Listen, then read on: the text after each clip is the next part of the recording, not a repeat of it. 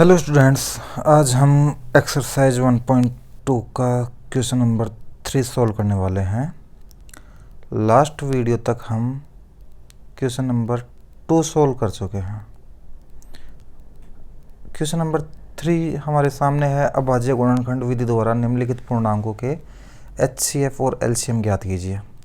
Last जब video हमने बात की तो वहाँ पर भी हमने ये देखा कि जो न्यूनतम घातें होती हैं उसके द्वारा हम HCF ज्ञात करते हैं और अधिकतम घातों के द्वारा हम LCM ज्ञात करते हैं।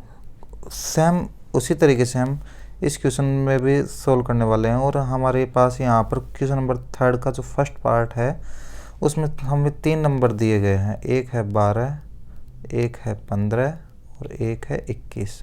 तीनों के हमें सबसे पहले अभाज्य गुणनखंड करने, क्योंकि हमसे बोला गया कौन सी विधि से, अभाज्य गुणनखंड विधि से। तो देखिए यहाँ पर हम बात करें तो जो 12 है वो 2 से विभाजित होता है और 6 बार विभाजित होता है, सभी को पता है। फिर 6 2 से 3 बार विभाजित होता है और 3 तो अभाज्य संख्या इसलिए सिर्फ 3 से ही विभाजित होती है। हम ऐसा ही 15 के लिए दे सकते हैं। 15 3 से विभाजित होता है 5 बार और 5 तो सिर्फ और सिर्फ 5 से विभाजित होता है 1 बार। ऐसे 21 के लिए देखें, 21 3 से विभाजित होता है 7 बार और 7 अभाज्य संख्या इसलिए 7 से विभाजित होती है 1 बार। तो हम 12 के अभाज्य गुणनखंड को गुणनफल के रूप में व्यक्त कर लेते हैं।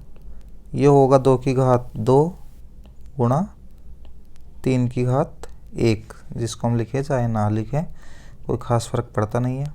फिर हम देखें 15 का मतलब होगा 3 की घात 1 और 5 की घात भी 1। और इसी तरीके से हम 21 की बात करें तो 21 का मतलब है 3 की घात 1 और 7 की घात 1।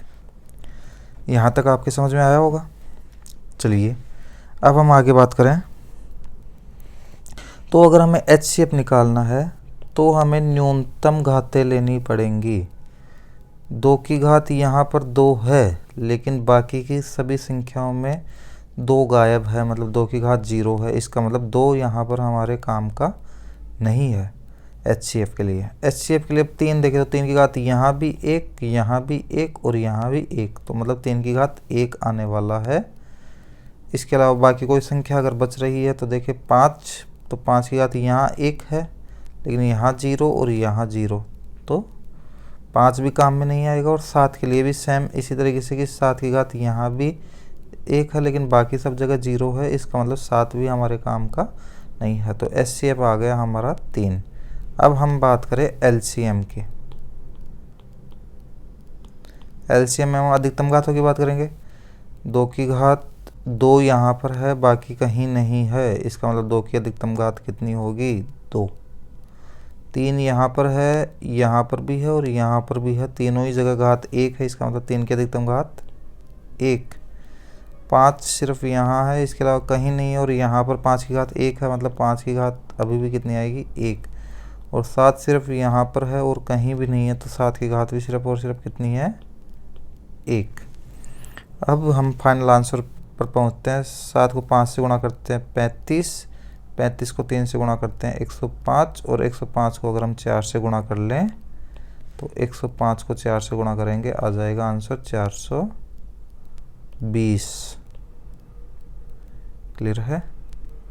तो यहाँ पर हमें HCF मिल गया 3 और LCM मिल गया 420, मतलब 420। तो आपको क्वेश्चन नंबर फर्स्ट बहुत अच्छे से समझ में आया होगा।